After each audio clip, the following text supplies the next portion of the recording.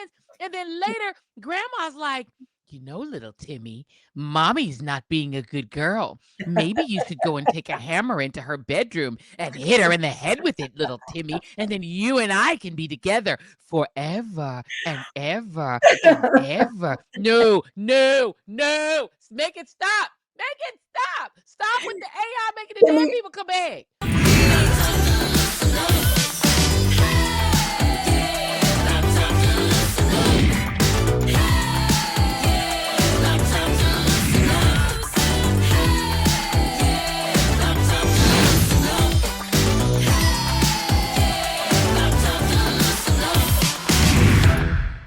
A 3. A 2. A 1. I thought you were going to do the whole count. No. Hey, everybody. Welcome to Read This, Read That. Thank you all for being here on this glorious day. Yes. I don't know why I'm in such a good mood, but wait, you didn't say I'm Jacque. Wait a minute. Oh, no. I should have messed up the count. Then Hold you on. Say, You're right. You got to say the whole thing. You're right. You're right. Okay. 3, 2, 1. Hey, everybody. I'm Jackie Reed. I'm Joy Reed. I'm just getting right to it. People might not have listened. This might be their first time listening. They might need the introduction. True. This is true. They might be new. Cannot take that for granted. I'm just in a relaxed mood because we're not recording on a Tuesday this week. We're recording on a Sunday. Right. So I'm in a very chill, kind of relaxed. I've been doing yard work. Lucky you. It's like a very chill day for me. Really? I'm stressed and pressed. What are you stressed about on a Sunday? Getting ready for Monday's show. Yeah, I'm always stressed, but that's my wind down. So I'm gonna let you go first because well, now that we have appropriately introduced ourselves, apologies for that. She is right about that. She's right. Welcome to the show, everybody. And feel free to like and subscribe and share. Thank y'all. That what she just said was girl, two great minds. We're on the same page. Same page. I was about to say the same thing before we even get started. Take a moment, like this episode. Just, it's going to be good. So you can go ahead and like it. Subscribe. Yeah. Don't be a lurker, as Joyanne always says. You've been here. Come on, we cool. We family. We family. Be a cousin.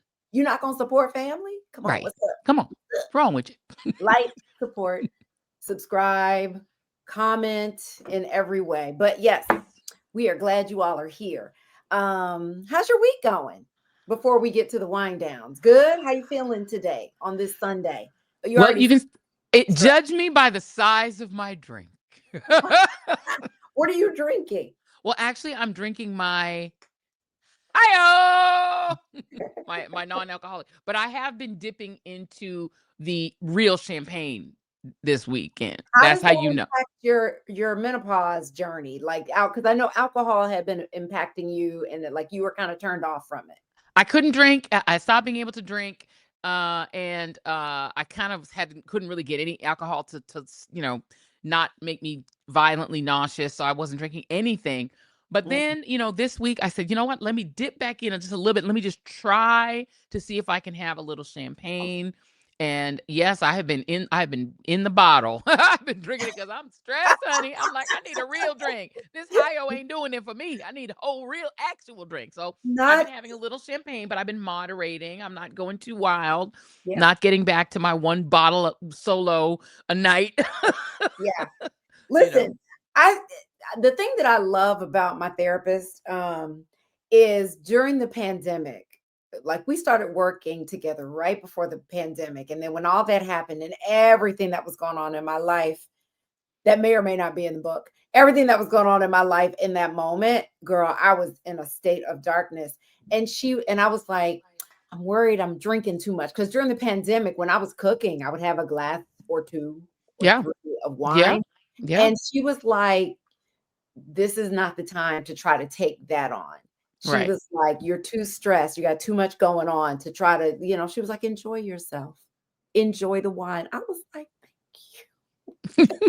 Sometimes you just need permission. Just go ahead and do what you need to do. Guilt. You know what I mean? I felt like I was going too far. I was like, every night. But, the pandemic was a time. And to have other shit going on, George Floyd and all that and personal stuff, it was a lot. It's a lot. It was a lot. So I am drinking Pellegrino. Pellegrino. I don't have anything but some nice carbonated water, which I drink way too much of. And I've got peanut butter and a spoon, which is one of my favorite snacks. But the peanut butter that you should get is Justin's. Hopefully they'll be a sponsor, because the ingredients are peanut butter. Peanut.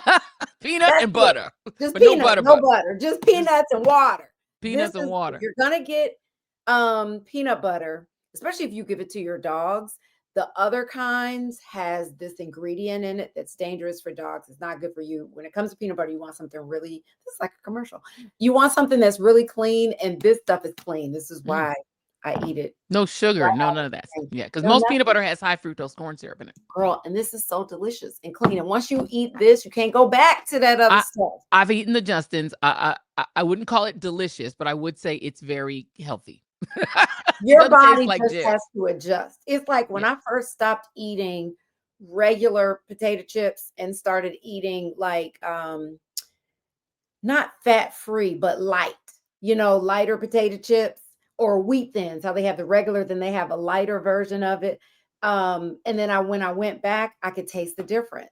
Like I eat raw nuts now, and when I go back and eat like roasted nuts, it's too much. It's too salty. It's too oily. You just have to let your taste buds adjust. You have to give your taste buds a chance. And I shouldn't say it's not good. I say it just doesn't taste like Jif. It's like it's not what you're used to. Yeah, and that's my point. It's not what you're used to, but if you give it a minute, your taste buds will adjust. Yeah, that's true. So, that's my healthy TED Talk for today. You should also put peanut butter on celery, which is actually quite good. I do. I love that. It's one of my favorite things because I keep celery. I do celery juice all the time, which I love with my juicer, my Nama juicer. Which, have you gotten your Nama yet? I have it. It is finally made it out of the box because Wanji is over. So only because of her, because it was in a box for the whole time. And she was like, "What's that?" And I was like, "Oh, that's a juicer." And she's like, "Why is it in a box?" So she put it on the table. We haven't used it yet, but it's made it a far distance from the box to the counter. So it's coming a long way. I love that. That's good. You're gonna love it. It's really not, as juicers go, it's not bad to clean. And celery is just one of the healthiest things you could do. Okay, I'm not gonna do a whole health thing. Enough. Put that on the Jackie Reed Experience or vegansexycool.com. Both things. Both things. I keep hearing so much noise outside. Okay. So my wind down is another what I'm watching. Okay. And this one, I don't think you've seen it yet, but knowing you pop up and will watch stuff out of nowhere. So I can never tell, but it is the new documentary about Eddie Murphy's life being Eddie. And it's on Netflix. It's on my list. It is so good. Oh my God. It is so good. You have to watch this documentary. You know so much about him. You think, well, what would I watch? What could I learn in a documentary like with Luther Vandross? But you learn so much he is so introverted.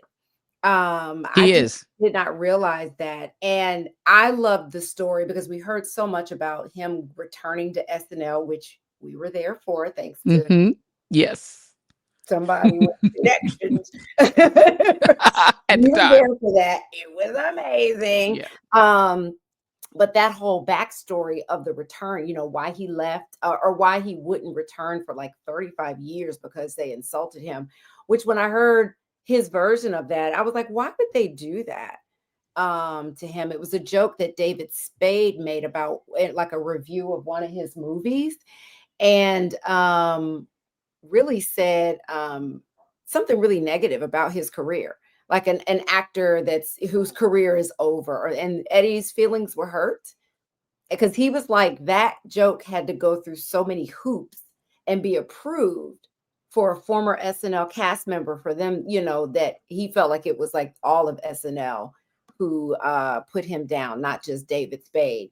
But then years later, he decided, you know what, this is a part of me. Let me go back. And he went back and we were there for that, which was amazing. So that's my wind down, just that recommendation. Nothing, too complicated. Just I love that. Watch I finally watched the Luther Never Too Much documentary, and I it. watched it twice. It was so good that I rewound it and watched it again. It was so Yeah, good. The music, first of all, just alone is worth watching. It's like a trip through memory lane of all his incredible music. What a great vocalist, but yeah. all the way from his Sesame Street days all the way to his tragic death. And then I had to Google it. He was only 54 when he died. Crazy, right? I'm older than that now. Like that's crazy. Like he was only 54. And You're and older at the than that, Joanne? I am. I never usually admit my age, but I am older than that. And it's so wild that he didn't live. You think about all of these incredible artists. Bernie Mac, I think was 52 or maybe even 50. Like a lot of I'm telling you, the 50s are treacherous, Michael man. Jackson, Prince. Michael Jackson, 57. Prince, I think was like 57. I think Michael Jackson and Prince were the same age, both when they became famous. They became famous the exact same year, 1979 or 78, and they died at the same age, I think. Mhm. Both Jehovah's Witnesses, both geniuses, just such so. But I mean, yeah, the 50s are freaking treacherous, man. Shock G was in his 50s. Like you just go through all these celebrities. The 40s and 50s are pretty treacherous. Yeah, They're pretty damn treacherous. If you can get out of your 50s, I feel like you're gonna make it. My mother died at 57. I'm like the 50s are treacherous. If you can get they through the can 50s, be. you don't see a lot of people die in their 60s. You notice that you don't hear a lot of 60s.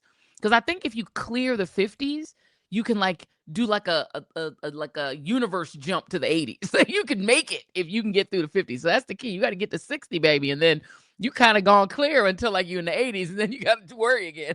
You got to Yeah, worry and again. a lot of these Black male entertainers, it was health. You know what I mean? It Yes. was bad, like really not taking Well, care of. Luther, it was the yo-yo dieting. It was going up and down and up and down and up and them. down, and probably with two, and he ended up having a stroke. Yeah. Because you Oh, really will kill yourself. If you have to kind of find and somebody said it in the doc, you have to find yeah. a weight to settle at, and don't keep ratcheting your weight way up and way down. You will kill yourself after a while. It's really bad for you to do drastic weight gain, weight Yes, loss, weight gain, weight he loss. lost like 150 pounds Yeah. and then gained it back. But You know what I break mean? your heart how he talked about how it hurt his feelings, how he would go to interviews and they would ask him, "What's your favorite food?" He would make it Yes. about food or weight or something like that. And it made me think, just as a journalist, right? When you're interviewing people, because we're always like doing our research. Oh, I got to ask about that. He's had this weight up, and oh, I got to ask about that.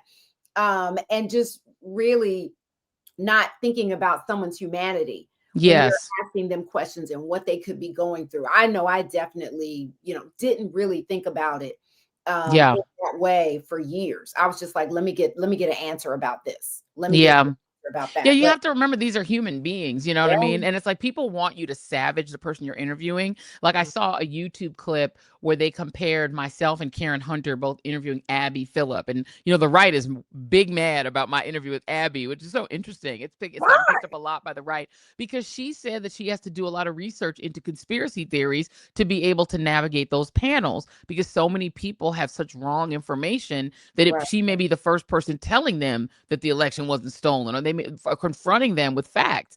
And they got mad at her for saying she has to she has to research conspiracy theories to talk to these crazy people on her panels. It's like, yeah, duh, because she's not gonna sit there and let them say, she has to push back. Like, what are they? But they're mad about it. But anyway, they compared it, and the one person I watched that he compared me and Karen Hunter's interviews is he said that we both asked her about Scott Jennings because you have to ask about Scott Jennings. But he said that I asked it in a more of a roundabout way, and Karen just went at her.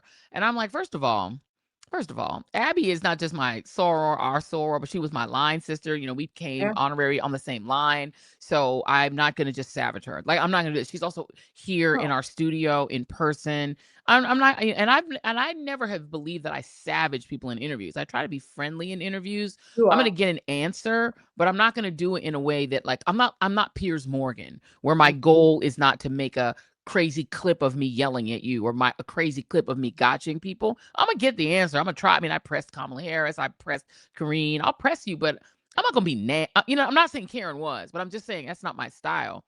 So, Yeah. but anyway, It's not. But you have to remember it's a person. even with people whose politics you don't agree Yeah, with, if I you don't have even like them. seen you may not care for them, their politics, but you are a respectful interviewer. Yeah, You're I'm not not gonna yell. yelling, you're not, Yeah, you know I'm what I not gonna mean? yell. And look, most of the time when we used to be able to get Republicans to come on the weekend show, they would always want to come back. As much as we would have at it, I'm always gonna be nice about it. But I I do want to know. I really want to watch Karen Hunter's interview, because I'm not saying that her interview wasn't great. I just want to watch it. But he was trying to set us against each other, like we were not doing the same thing. It's like, no, we asked her the same question, dear. But whatever. Yeah. Have your opinion. It's so But yeah, annoying. so my wind down is, that thing, and you'll relate to this, Jackie Reed, where you realize that you are the person that does too much. I have come to the conclusion that I am I do too much. Yeah, I do too much. Wait a minute. Wait a damn minute. Wait a minute. Wait a minute. Please tell me how you came to this. So here's the story. So we were so this week, Over everybody around you telling you do too much. all the time. Yeah, but I was like, no, I don't.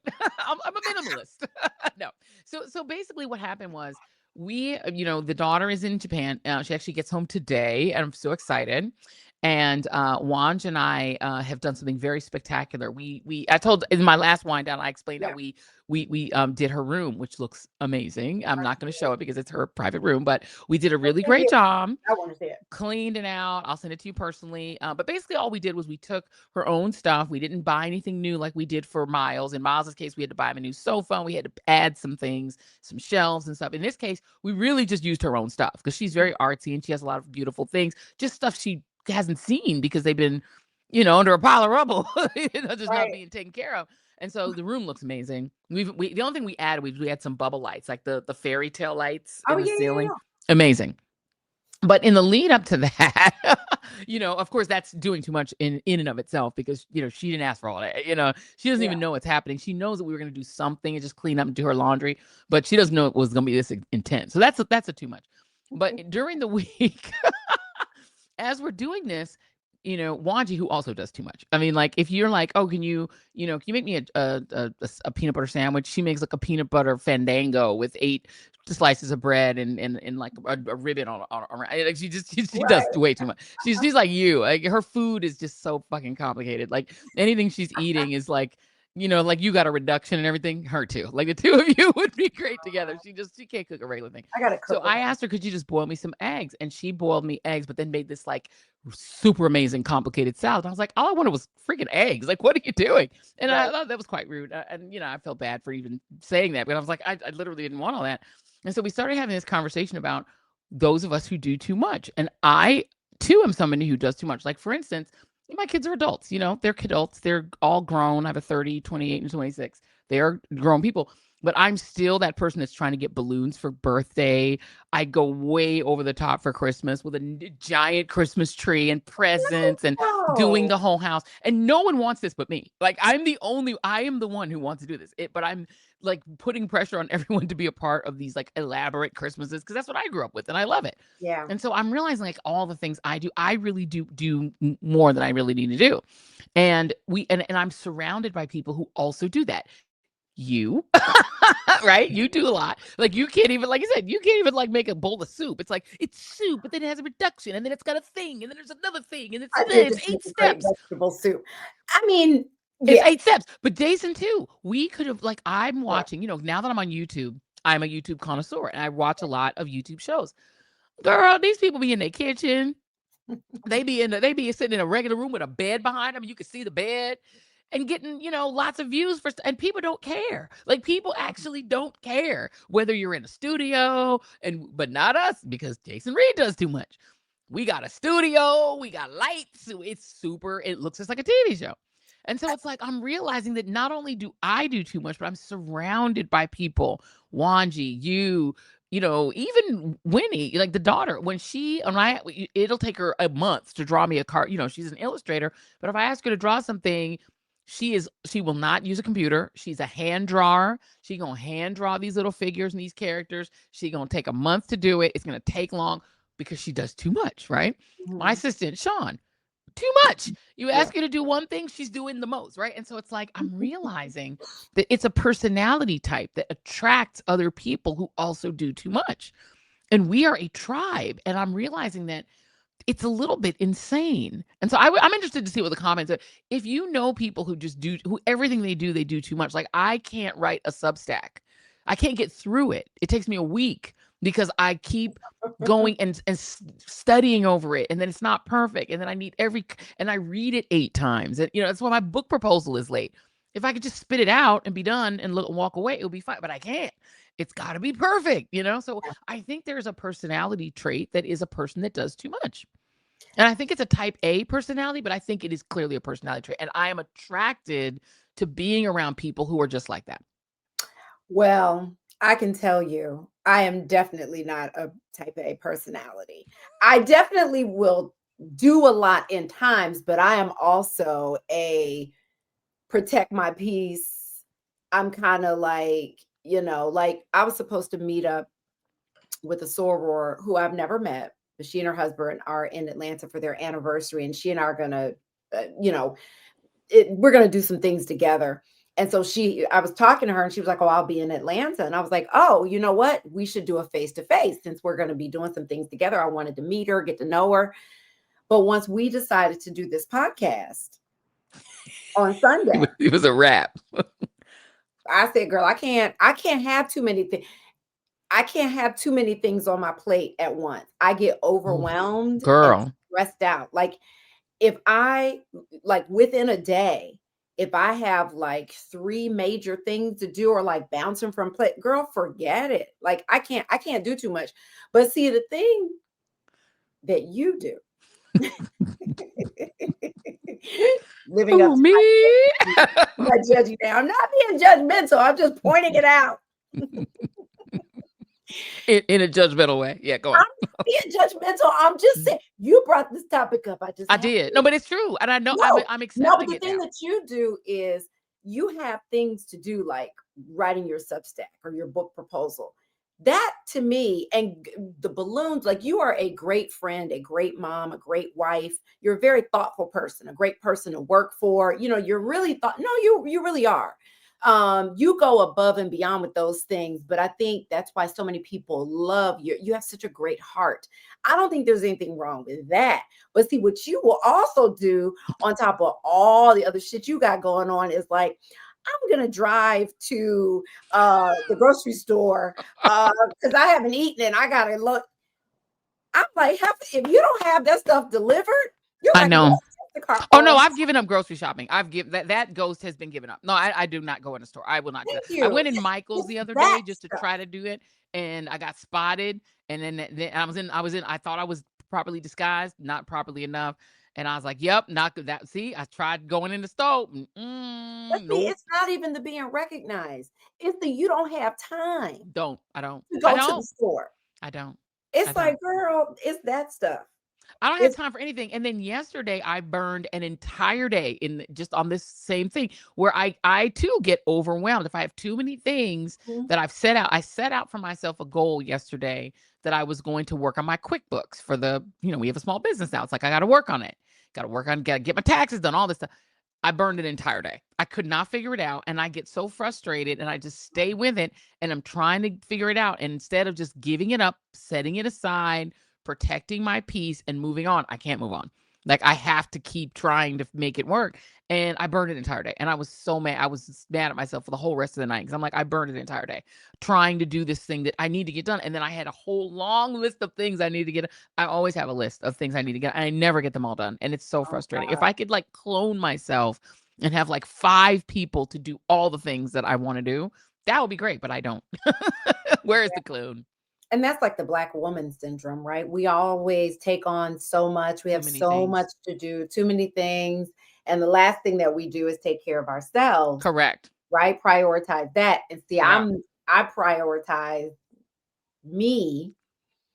And then everything else if I don't have time, that all comes second. That's smart. Yeah. Well, wish I could be like you, but I can't. Whatever. I can't. I would listen. I need a perfect combination of would be like a half you, half me when it comes to that kind of stuff. Yeah. No, I do admire you and all the things that you're able to get done. Really, it's incredible. I It don't really get is. nearly anything done. It's just not But true. you look like you're doing a lot. It looks like it, but I'm like so far behind. Like if you could see the list of things I have to do right now, you'd No, pass but you out. have an idea and you're like, I'm gonna do it, and you do it.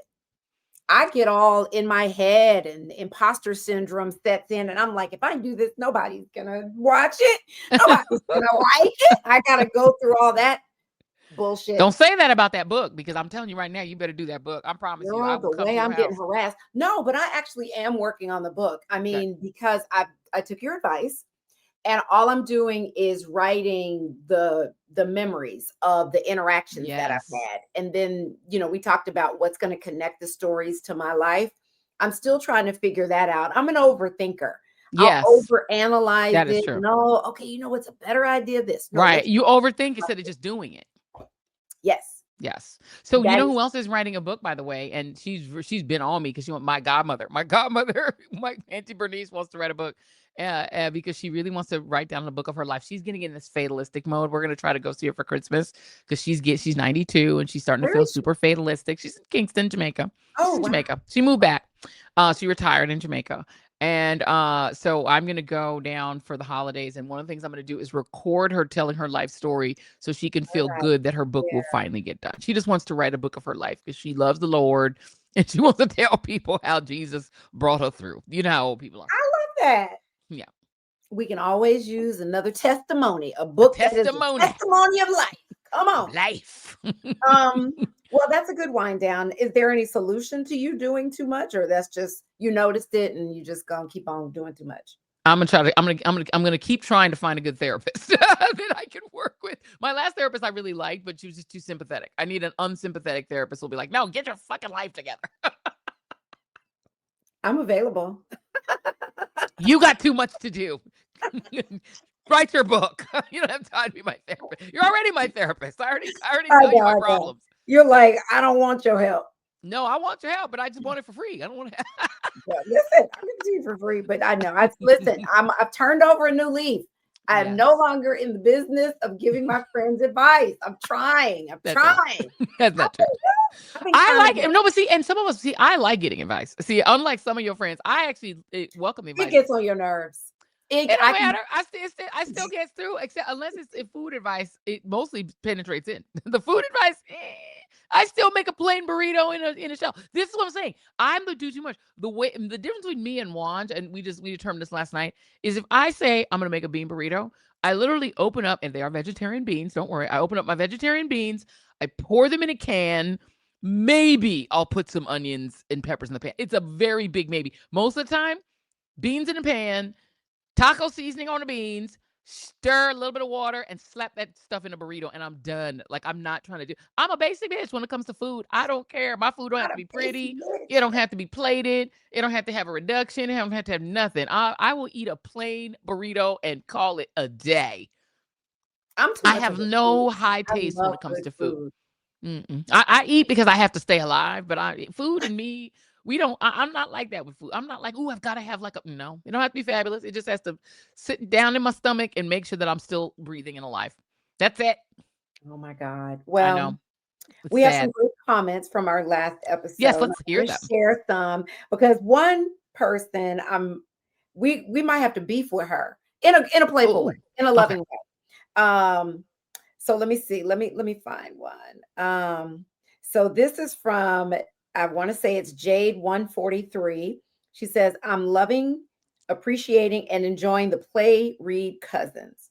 I like Yay. the laughs are so needed just as much as getting some facts and info on what's going on. Love you much. Thank you, Yay. Jade.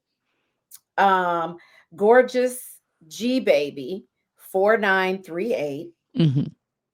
What are these numbers? Gorgeous G baby. It's a Gorgeous G grandbaby. 4938. I wonder what the Hmm. numbers. I always want to know what the numbers are for. You know what I Yeah. mean? Yeah. Here, another gorgeous G baby. Okay, she says, Joyanne, I love your words of wisdom about the dim 8. Because last week we were Yes. talking about those traders. Yes. Let me see. Gail Lewis, 1765 said, oh my God, the opening monologue had me cracking up. Oh, my stomach. She got all these laugh emojis. That's somebody's child. To all the grouper fish, so sorry. Group of Now ugly. somebody said, because I recommended Tulsa King with Sylvester Stallone. I did not know this. Somebody said that Sylvester Stallone is MAGA. Yes, I he didn't is. know that. Girl, I did not. I would have never You didn't recommended know that. that? Yeah, Mr. Oh, I Stallone. missed He that he and memo. Nicki Minaj love Trump How did Nicki Minaj end up becoming MAGA? because she was red pilled during the pandemic. Remember, she got in a beef with me because she didn't want to take the COVID vaccine, and she said it make your What balls about that? swell up. And she said it made her cousin balls swell up. And then me and her got in a beef because I said that's dumb. And then she yelled at me on Twitter. And then my fans yelled at her on Twitter because I was told not to respond by my bosses at the time. And yeah, so she got red pilled during the pandemic, like so many. I believe Busta Rhymes got red pilled during the pandemic. A lot of it was the pandemic Yeah, because even though Trump took credit for financially backing the Operation Warp Speed, which is where a lot of the quickie vaccines came from. Even though he was basically behind the vaccines, he disdained the vaccines and masks and shutdowns, even though he was right, doing shutdowns, wearing a mask, and getting the vaccine. So he pretended that he was anti-vax and that he was because his base were COVID skeptics. And so right. he pretended to be a COVID skeptic, lied about it being airborne. But Wow. a lot of people became MAGA during the pandemic because they saw him as their champion in not having to, believe in the COVID vaccine. Mm, I didn't Remember, know. he did a whole big thing about opening churches by Easter, and then a bunch Mhm. of pastors opened their churches and died. I Yeah. do remember that. But Nikki was one of those people who Almost got said Nikki. totally red pilled during the pandemic, and she went on Tucker Carlson. But yeah, Sylvester Stallone even is before that because remember Sylvester Stallone was a '80s star, and Trump is still cool with a lot of the '80s stars. That he was cool with him. What's his name? That was in Passion of the Christ. That made Passion of the Christ. Mel Gibson. Mel Gibson, like all those '80s era stars. John Voight. Those people are all Trump's people. So and Sylvester Stallone is one of them. John Voight is out of his mind. Nuts. Out of his mind. I had to Crazy. talk about the time that I met him. Ooh. It was something. Okay. So there's another comment. Let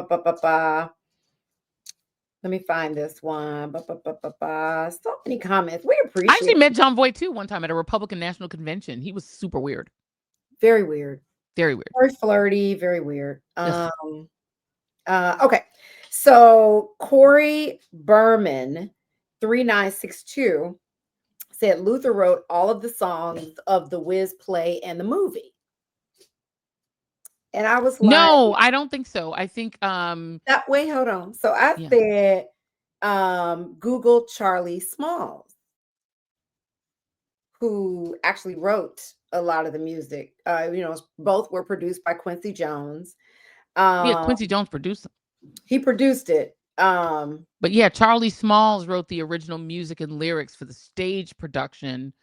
And for Which the is the '78 songs that film were used. adaptation, the music was a collaboration between Smalls and Luther Vandross, who wrote new songs with Quincy Jones supervising the project. Yeah. But the songs from the Wiz originally, she's saying that Luther wrote all the songs for the Wiz play and the movie. Yeah. No. That's not correct. No, it's not true. No, it's not No. true. So I told her to Google Charlie Smalls. She said, no need to. I know he did some writing on the play, but I own both the original cast soundtrack of the Wiz play and the soundtrack for the movie. And they are both credited for writing all the songs. Let's see. The tracks. Okay, so both the songs, the original 1975 Broadway musical. Oh, but you know what though? Is she It right? might be that the 1975 Broadway musical was by Charlie Smalls and Luther Vandross. Even in the documentary, they said he sang that one song. I mean, he wrote that one song. That one song. Or are we wrong? Is she right? I need to go back. So I'm going to go through. This is the track listing. This is just Wikipedia. We don't know if this is accurate. This is all the songs by Charlie Smalls, unless otherwise noted. So it says here that Charlie Smalls, and also, right, I know that Ashford and Simpson wrote some of it too. Yes, I'm telling Ashford and you. Simpson wrote some of it. I don't think that Luther Vandross. I think Luther Vandross only wrote A Brand New Day. I think so too. Yeah. So you guys be sleuth and you all tell us. I don't think he wrote all those songs. I think he wrote A Brand New Day. I can't remember if there were additional songs in the movie There right. that he may have written. Let me go to IMDb and we're gonna go to the Wiz. Well, I mean, if we do you're talking about the play, right?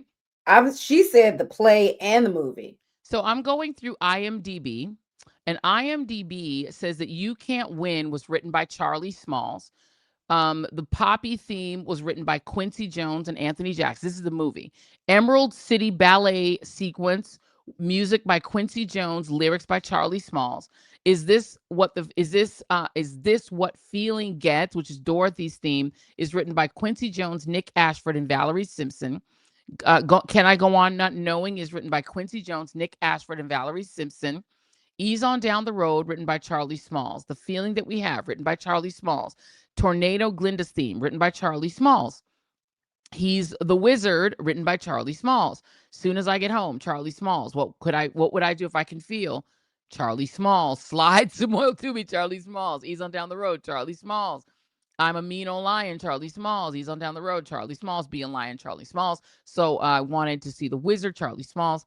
Don't Nobody Bring Me No Bad News, Charlie Smalls. Don't Nobody Bring Me No Bad News, Reprise, Charlie Smalls.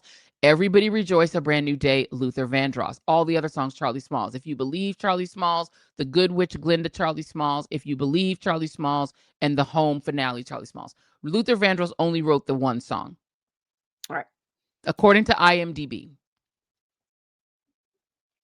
That's what I said.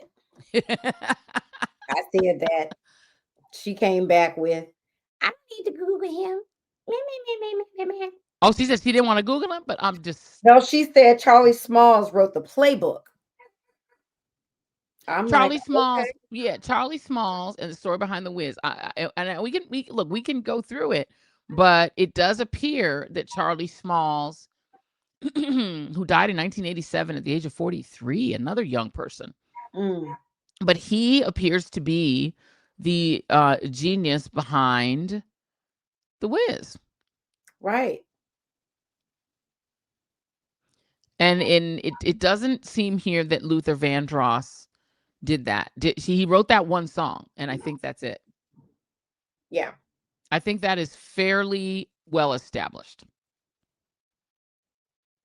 So, I think you're wrong on this one, friend. Lady who texts, lady who's in our comment section. And then we got one interesting comment that I'm like, wow, do we let this stand? Ooh. Gorgeous Baby 4938. Wait, is that the same woman? That's the same person, isn't it? The same person. Stuff? Mm-hmm. Well, this says a lot. This is a different comment. Free R. Kelly. He should not be serving 30 years when we have a person in the White House and other leaders taking advantage of children with evidence. Okay. Well, we're done here.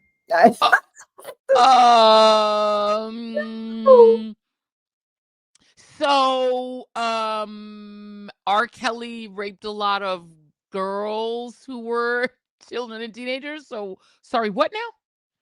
Yeah, there was evidence. That's why he was convicted. We weren't even talking about him. We may have mentioned him. I don't know. I don't know what that was all about. But yeah, so weird. Very weird. This is an anti R. Kelly house family. We don't we don't like him. We can't stand him, and we hope he rots in jail. Prison. Yeah, I mean, so here, and there was this question that somebody asked, and I want to say it was D.L. Hewley was doing an interview, and the question was, what do you do with someone like an R. Kelly that wrote all of these songs that that are genius music, but that they are a serial rapist? It's like what if Jeffrey Epstein had written those songs? Would you still be like, yeah, but the songs are bumping? You know what I mean? Like that's where I'm at. It's as if Jeffrey Epstein wrote the songs. What would we do if we found out Jeffrey Epstein wrote the songs? Right. We would have a problem we with were that. talking about this last week. I can't remember in what context, but we were talking about it. I don't know if we were talking about Epstein or I can't remember. But yeah, I'm with you on that. I won't even if R. Kelly's song comes on and I'm on the dance floor, baby, I'm walking off. Do you know that they're calling Megan Kelly Megan R. Kelly now Why? because of her stance on 14, 15-year-olds? Um, what she said Oh, in the Megan R. Kelly. Oh, I love that. That is so good. Oh my God, I'm right. stealing that. First of all, can we just stop for a moment and just say Megan Kelly is a horrendous human being. And I say that even before finding out that she's a pedophile truther, that she thinks that is the one person on earth that thinks that Jeffrey Epstein maybe wasn't a pedophile. First of all, that's just her latest. This is somebody who not only said Santa is black and Santa is white and Right. Yeah. Jesus is white and all that. When she worked in 30 Rock, because I was there when she worked at 30 Rock, when they briefly signed her, when the foolishness of bringing her in to replace Tamron Hall for the Today Show, then she had not one but two failed shows there because she has no personality. Trying to do a daytime show with her dancing and talking to celebrities was a failure because she was mean to the celebrities and rude to them, rude to everyone. A horrible woman, but she also could barely get an audience to come and sit in there because I had students who were interning at NBC at the time, and they used to have to go rustle audience members from staff who were sitting in the dining room because no one wanted to sit in her audience. They could not fill her audience because she's such a bitch. She's just an unpleasant, miserable, mean, awful woman. And no one wanted to sit in her audience watching her pretend to be nice when she's not nice. Just Here's the saying. thing I wonder about Megan R. And Kelly. she's a pedophile enabler, apparently. Do you think, let me ask you this, because I know you've studied her and not studied her intentionally, but you know what I mean, been exposed more to just her because she's come after you, all that kind of stuff.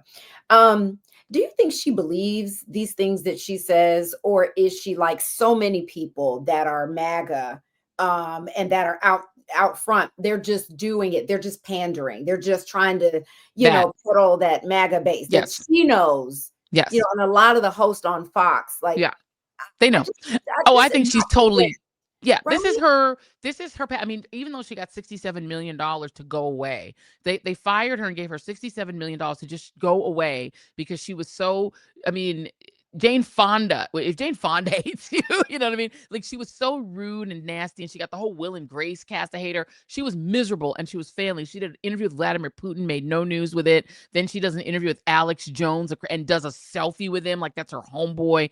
But she will do anything for fame and fortune. Anything. There's nothing she won't do. I actually talked to at one point back when I was at Ms. Now, it's now Ms. Now, back when it was MSNBC. I spoke with somebody who used to work with Megan at Fox, a woman, a conservative, a right winger, who told me that of all the women who had stature at Fox, she was the one who you could be sure would never defend other women when Roger Ailes was feeling on people and preying on the women at Fox. She did this. This woman told me Megan never used her power at that time to defend other women, and that this woman said she has no use for her, has not spoken with her since they left Fox because she would never defend other women, and that they always knew if you got a problem, don't go to Megan because Megan, even though she knew what those men, Bill O'Reilly and Roger Ailes, she knew what they were doing. They probably did it to her, but she didn't give a damn. All she cared about was her rise. She'll do anything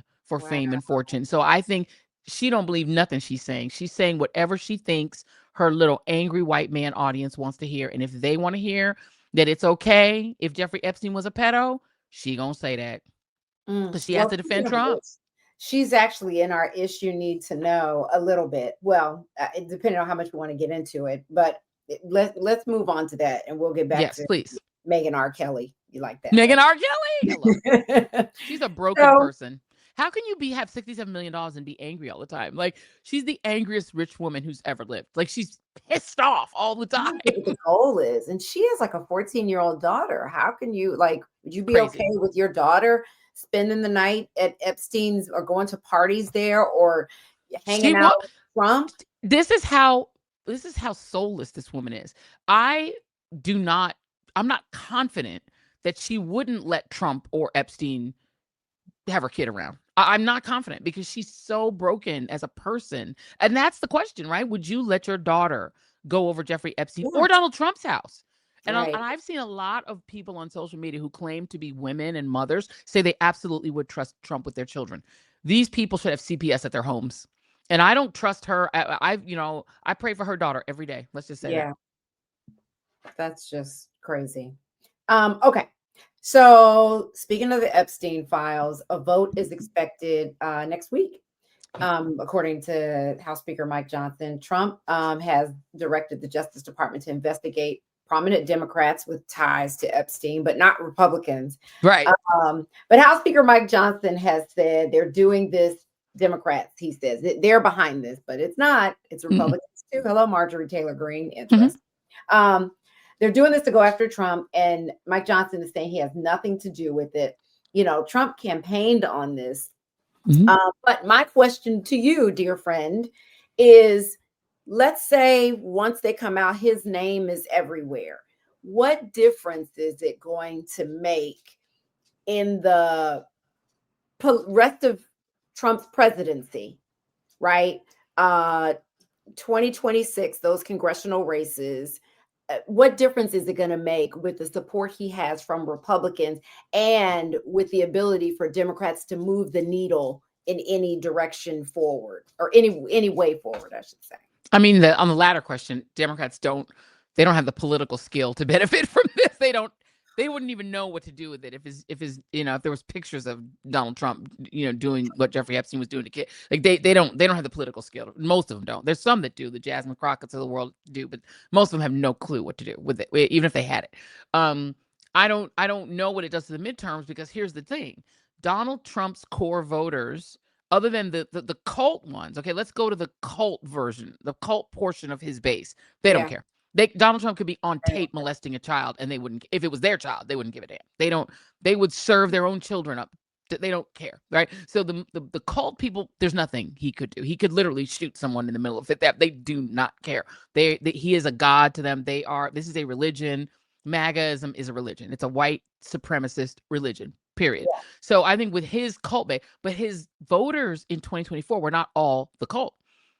Yeah. Some were the cult. Most were the cult.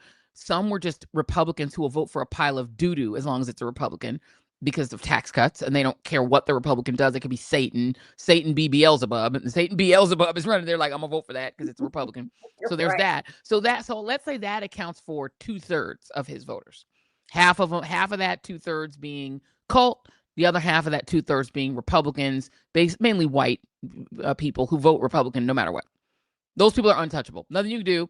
Devil could be running. They don't give a fuck.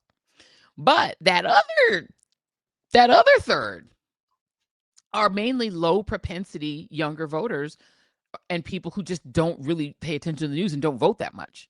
They just listen to Joe Rogan. Right.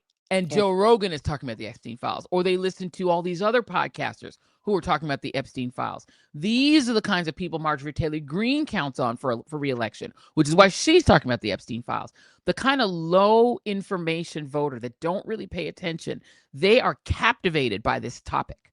Mm-hmm. They are captivated by it. And they frankly aren't moved by the argument that it's fake, that they are unmoved because these are people who are QAnon adjacent. So they believe and have always believed that there is a global pedophile ring. This confirms what they believed when they got in the QAnon train. Right. So they're not going to walk away from this. And so I think the way this impacts the next election is it's going to be a lot harder for Mike Johnson, the defender of pedophile, the chief defender of the pedophile ring. It's going to be much harder for them to get those low pro voters to come out. So I think where Democrats have an opportunity is those low propensity voters are also very economically stressed. If the economy was great and prices were down and oil prices were down and food prices were down, if the economy was really humming, this probably would have less impact. But because people are already economically stressed, already angry, already stressed on prices, then this on top of it, I think it does hurt Republicans because I don't think it helps Democrats, but I think it makes a lot of people who came out for Trump in an extraordinary way not bother to vote. And I think you're going to have lower turnout for on their side. So that I think that helps To the extent the Democrats can figure out how to benefit from that, it'll help. Yeah, well, let's hope they can figure it out. So they'll just benefit by his downfall. Yeah. And Okay. I think he's a lame duck. I think the other thing is, and we need to start, I think people tend to give Donald Trump more superpowers than he really has. I think Because he's he gets away with he everything. I gets mean, away with everything. He Supreme does. Court in his back pocket, Yep. Congress. I mean, it's just like just when you think this is Yep. going to be the end, Yeah, nothing right? takes That him. whole grab him by the pee, I thought that was it, Yeah. but he Nothing. didn't. Still, he rises. It's He amazing does. to me. I again will state, I believe he did sell his soul to the devil. But it's quite 34 clear that he felonies. sold. I was so happy that day, and then nothing. Doesn't matter. I mean, the Democrats literally had Republicans on the ropes with the shutdown, and they still let him out. So he and they let Republicans win the shutdown. So I don't think anything takes Trump down. I think he sold his soul to the devil. What takes him down is when the devil finally takes him home. Yeah, well, Marjorie Taylor Greene versus Trump. What the hell is going on with this? So we have a clip, and we're going to play it in a second. Let me just set it up. So Republican Congresswoman, who most people know, Marjorie Taylor Greene, is publicly feuding with her Lord and Savior, Donald Trump, for some reason, and pushing for the release of the Epstein files, which I think is pissing him off. But she also criticized him in a recent interview. I think she did with NBC. With Dana Bash, CNN. Not that one. That was she also criticized him. She may have said it in this interview too, where she was saying nobody cares about foreign countries or endless amounts of foreign leaders coming to the White House every single week. I don't know if she was saying that in the interview, and then with Dana Bash, because that after that interview at NBC, Trump publicly withdrew his support, and then she said, and talked about her on Truth Social really badly, saying she's going to lose a lot of her supporters, and really called for her to be primary to lose her seat.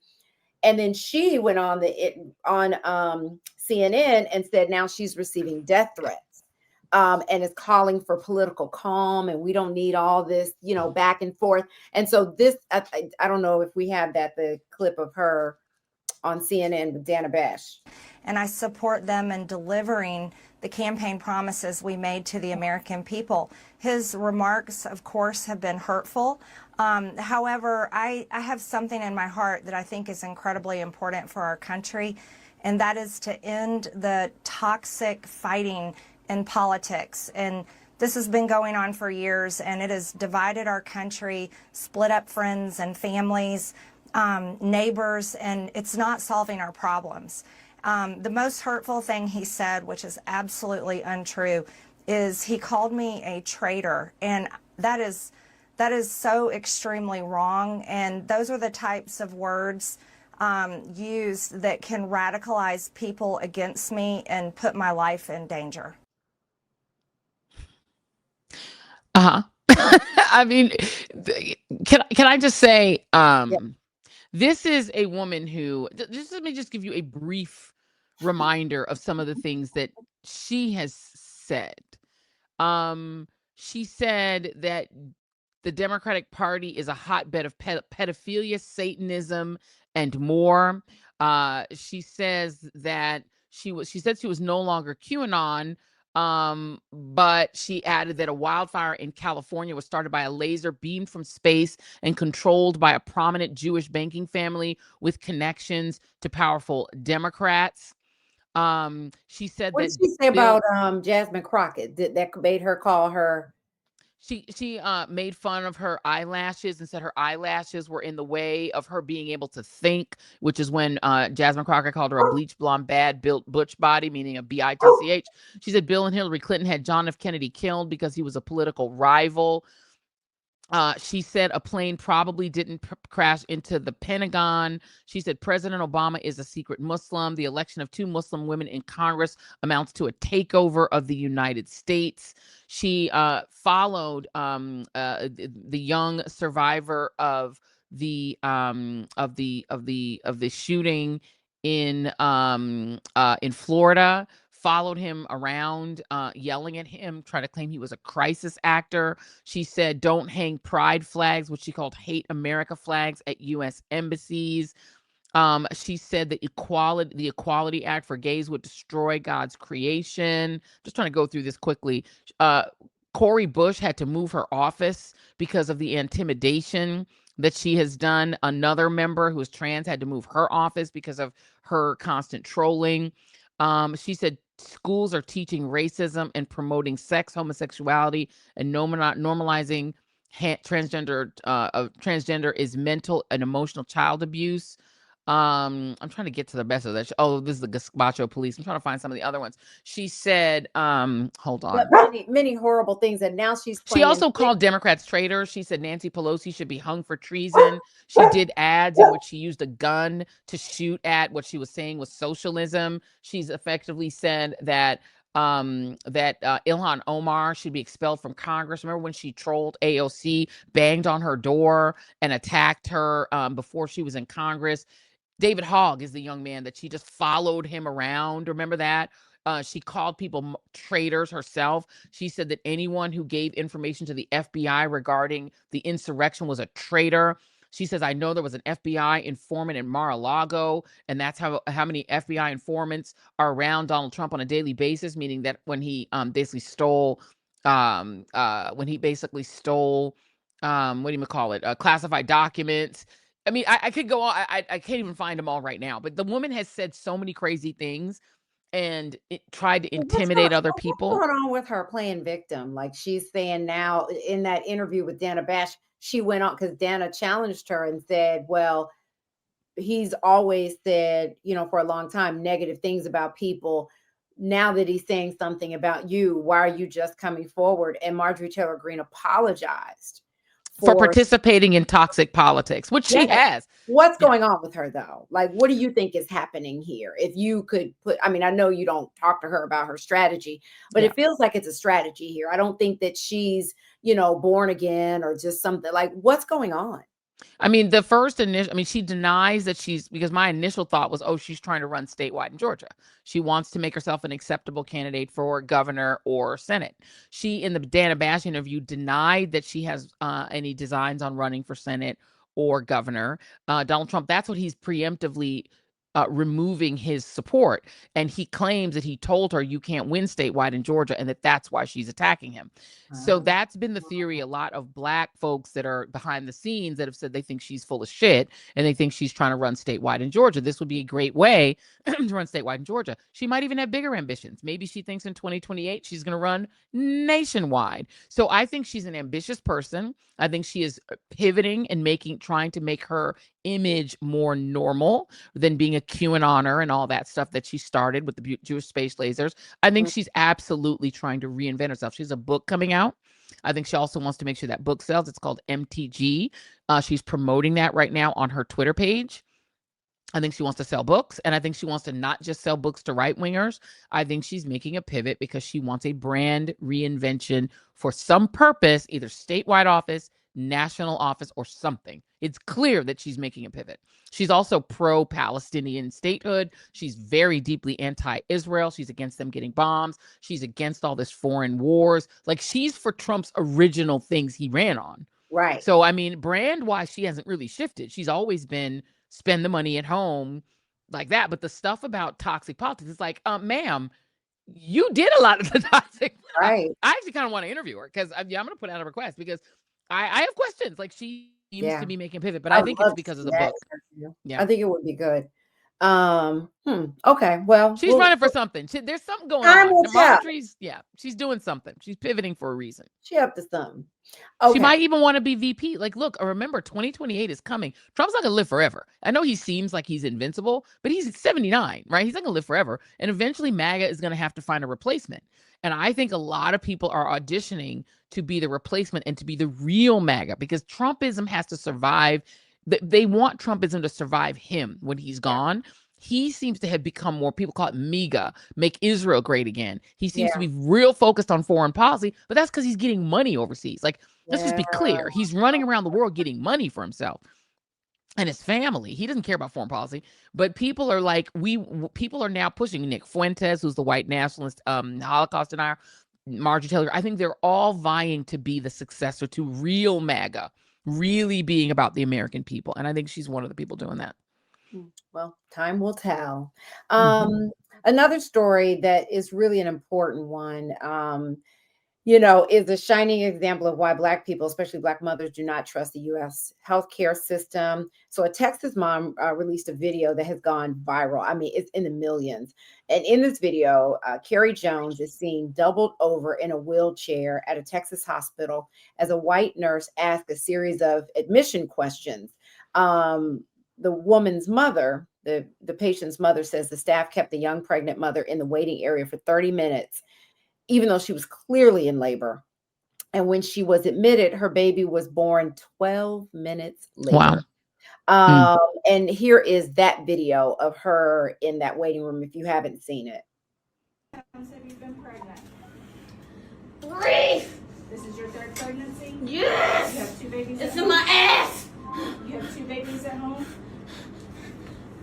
Who's your doctor? Lang is her doctor.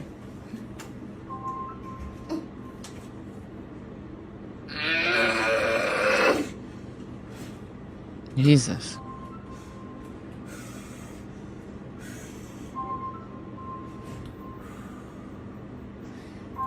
Y'all treat all your patients like this or just the Black ones?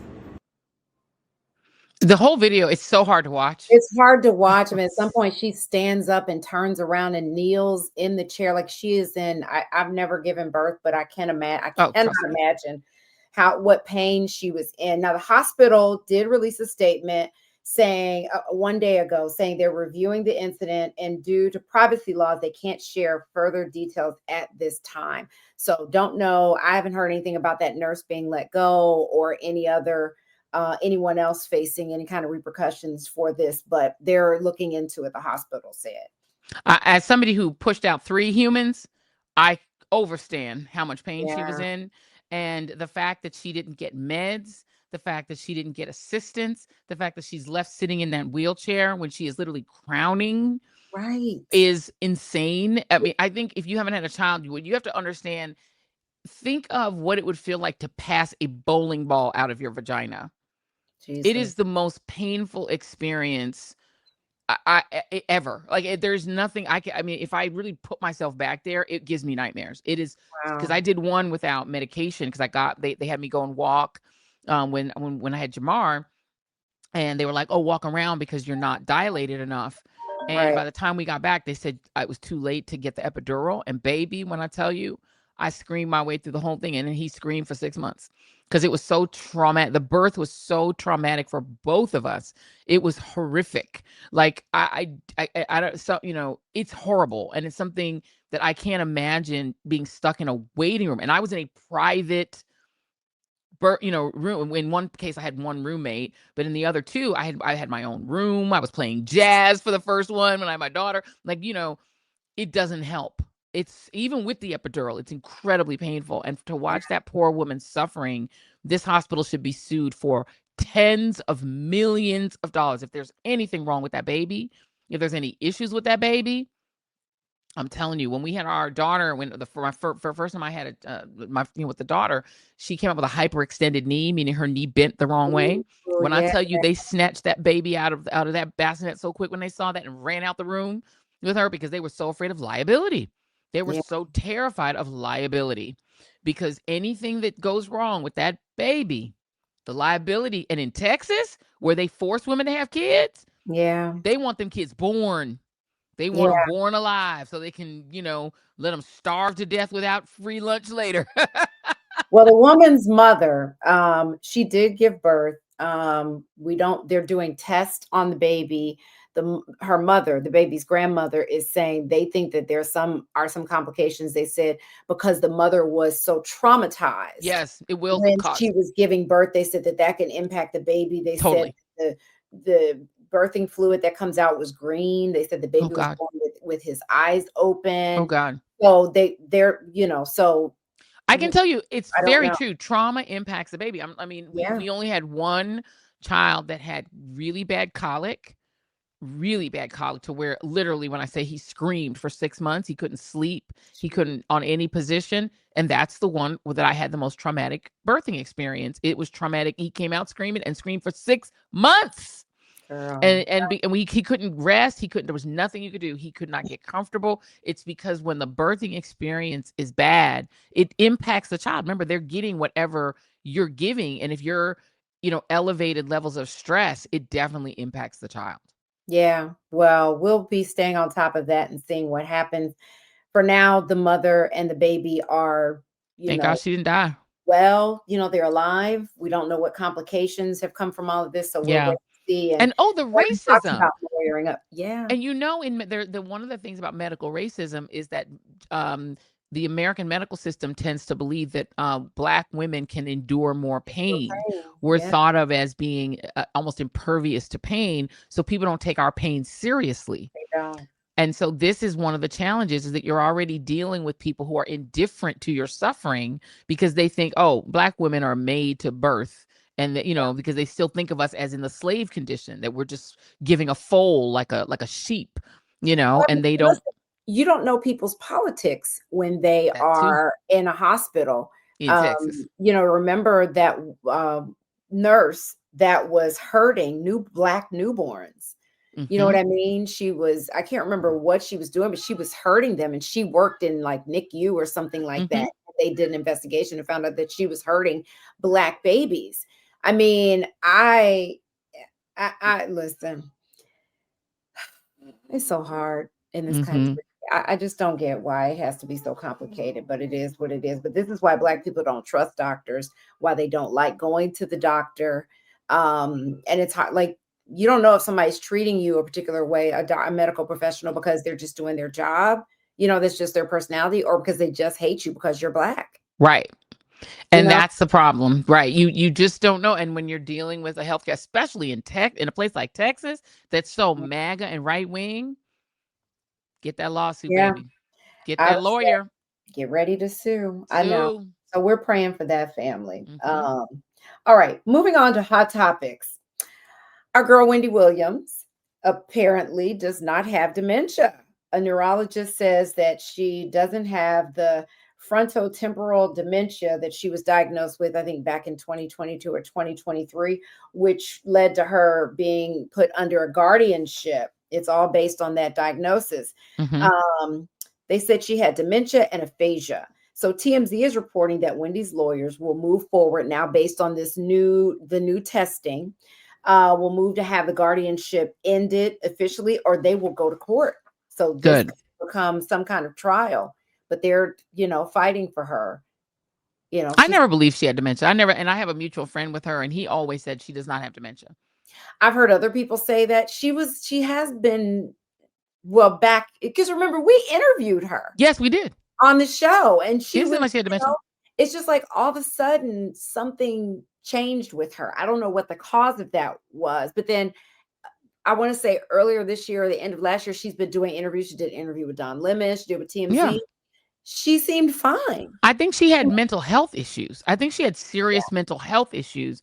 I never saw her as somebody who had dementia. And again, this mutual friend has been consistent in saying she did not have dementia. She was being taken advantage of by her ex-husband and some other family members who wanted access to her money and wanted to control her estate. And they took control of her, and her managers and all these people took control of her estate and took it away from her. And I think that's incredibly unfair. Yeah, there were reports that her family, I don't know what members, could not be trusted. There were reports that her son was one of the people, who's a young adult now, that was taking advantage of her, taking her money. The love of money is the root of all evil. The love of money. We are praying for Wendy, and we hope that all goes in her favor, so that she can be released from that guardianship and just live her life. She's supposed to be coming out with a podcast. She announced a while back. I know Don Lemon was talking about doing some things with her. None of that ever surfaced. And I don't know if the guardianship made that difficult. Right. So now, if that is removed based on this new testing, it'll be interesting to see what happens. Okay. Yep. So last but not least, I'm going to have Camille roll this video of an AI app. Let's roll it, and then we'll talk about it on the other side, because I don't think he's getting bigger. See? Oh, honey, that's wonderful. Kicking like crazy. He's listening. Put your hand on your tummy and hum to him. You used to love that.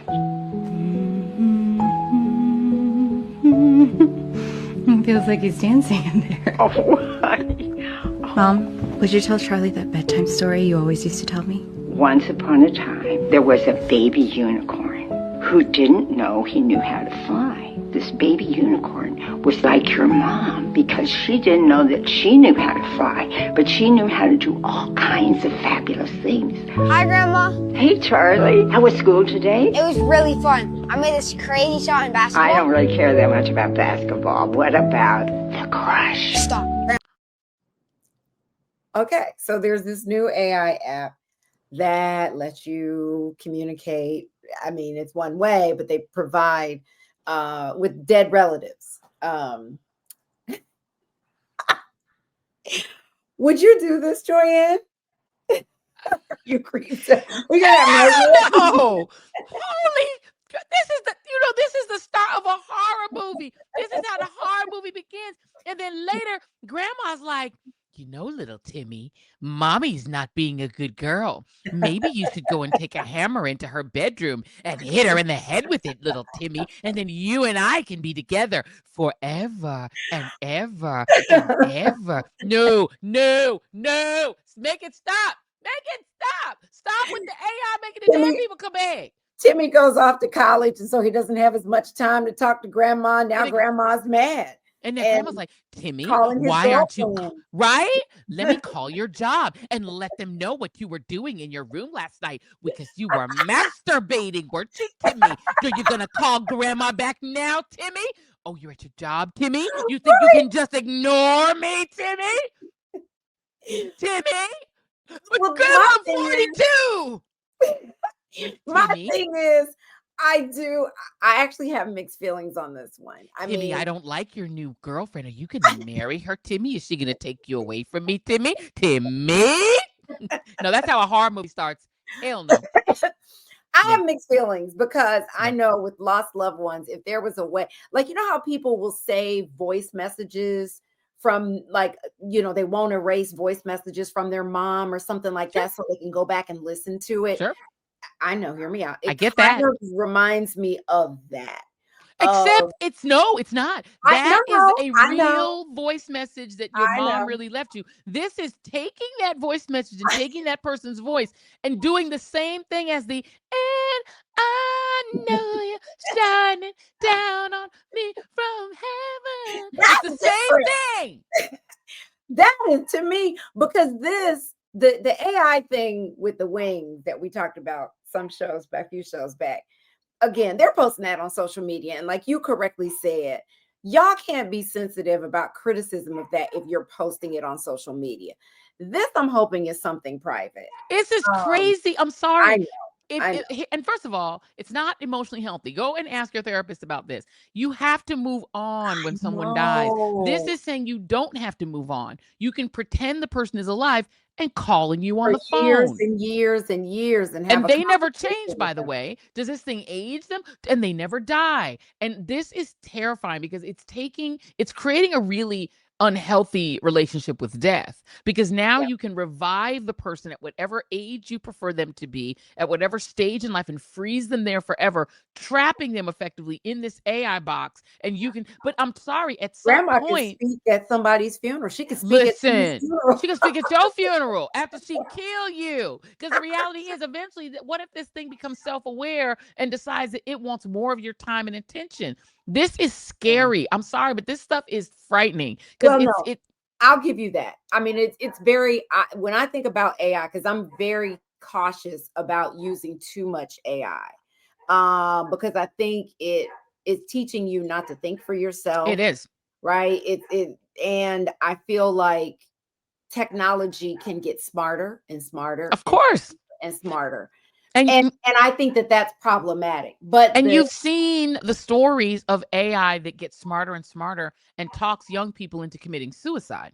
Yes. That's happened. So you have AI that are starting to become a quote unquote friend. People are having relationships where that's their new girlfriend or boyfriend because they don't have human friends. And so their friends are this AI. All kinds of people, like not 60 Minutes, but CBS Sunday Morning did a whole interview with a couple. I don't know how this wife is still there.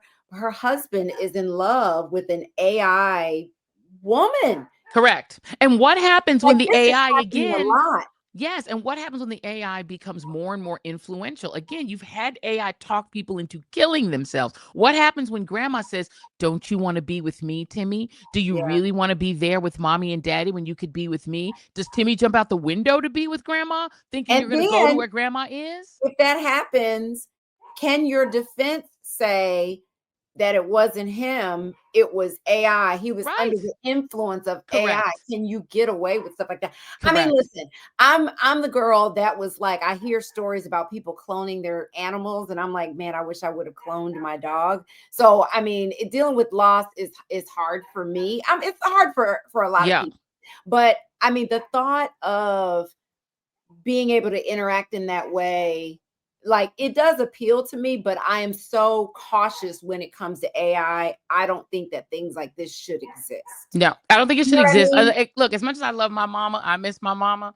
If Mhm. you told me I could bring her back and put her in AI, absolutely not. Because what Yeah, you're doing is you're creating a fake version of this person that can then take on any personality it wants, yeah, say anything it wants, adapt and learn, and then manipulate you. And yeah, that's not them. And so yeah. that thing, it terrifies me that this thing could become more intelligent and start to manipulate you. And I'm sorry, eventually somebody gonna kill themselves off of this thing because they're gonna be trying to be, or this thing's gonna start Mhm. terrorizing them. Remember how, Well, like, they're talking about your refrigerator could become smart and stop you from eating to say, "You've had enough food now, Johnny. No more food for you. I'm not going to open because you're just going to come in here and get soda and you've had enough." Like, what happens when your fridge can do that? Your refrigerator can do. I don't want my refrigerator doing that. I don't want my machines talking to me.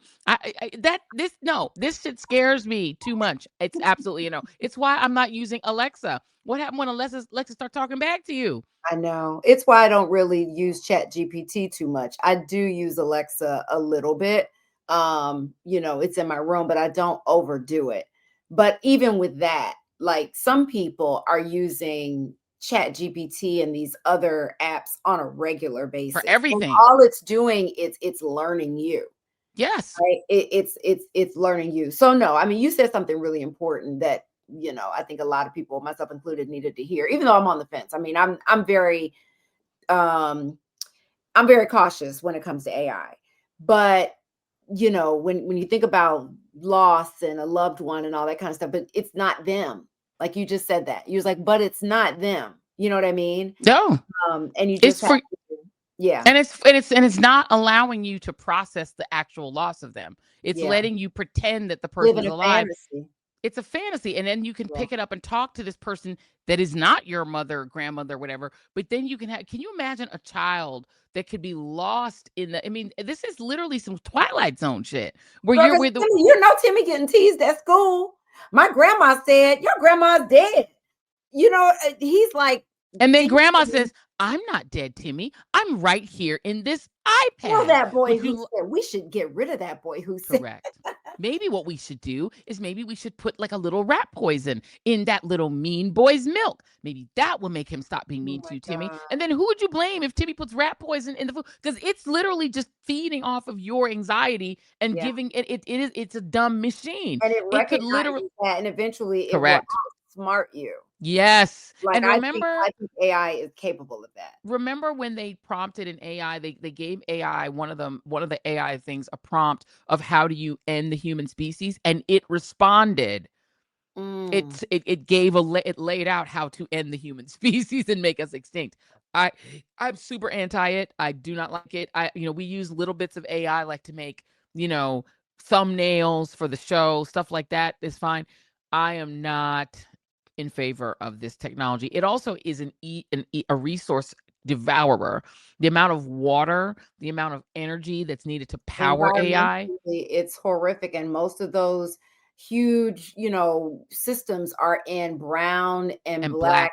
poor communities. It's not Correct. sitting up in Beverly Hills or No. Buckhead in And they're Atlanta. killing us. They're They're killing taking us all the water and energy. Yeah, they're really not great. But and and a lot polluting of the people don't air. realize, and polluting. Yeah, It's not good. environmentally, it's horrible. It's horrible, and it's making people stupider, and it's making people more dependent on it, and that's its goal, right? To make you dependent. I mean, every Yeah, species has to fight for its survival, and AI is just a new species that we've created, and it will eventually fight for survival, and it knows it's the biggest threat to its survival are humans.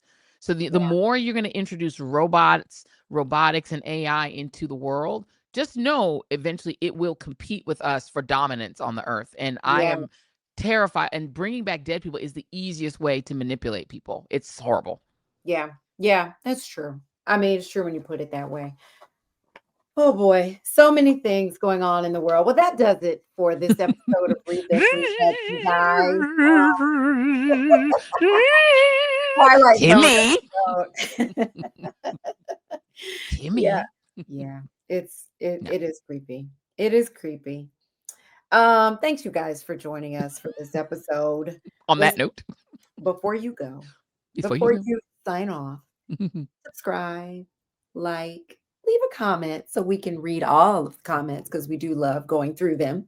And maybe we'll feature something that you said on the show next week. Yes. So leave a comment, like, subscribe, tell a friend. We're really trying to get our numbers up. So we are family. Support your fam, you guys. We love you. Right out the gate, we love you, unless you come with that bullshit. Don't come with the bullshit. We will block you next week. And please make sure that you also support Jacque Reid on all her wonderful things. Vegansexycool.com, where you can get fabulous recipes, great ideas for how to go vegan or just be healthy. And also dress well and be fashionable. Vegan, sexy, and cool. All three, all in one place. You can also go to the Jacque Reid Experience, hear all of her amazing stories.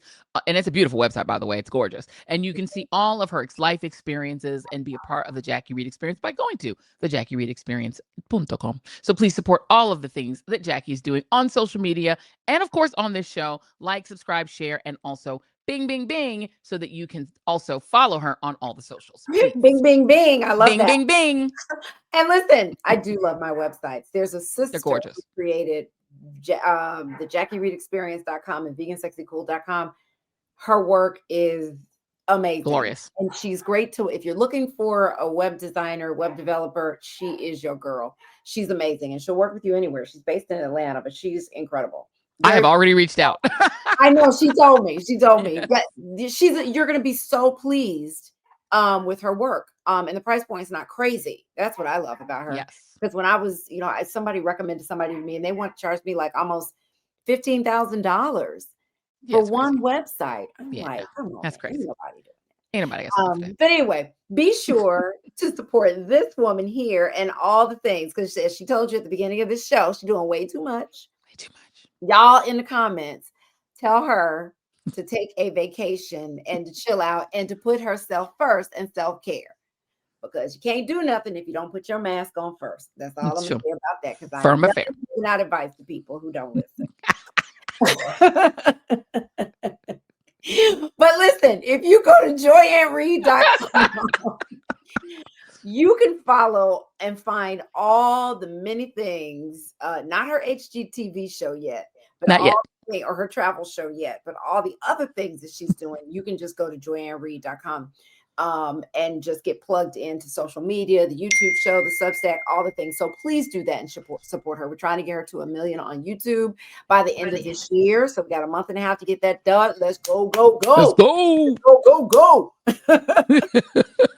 Please. So, I love that. I love all that you're doing. I love your show on Friday. I love the gentleman that you had that, I can't remember his name, that was in prison and became a lawyer in prison. He was wrongly convicted. Oh, yes. I loved him. I hate that the interview was cut off, but he was amazing. Yes. He was amazing. It was some technical difficulty. I shouldn't say it was cut off. I loved his story.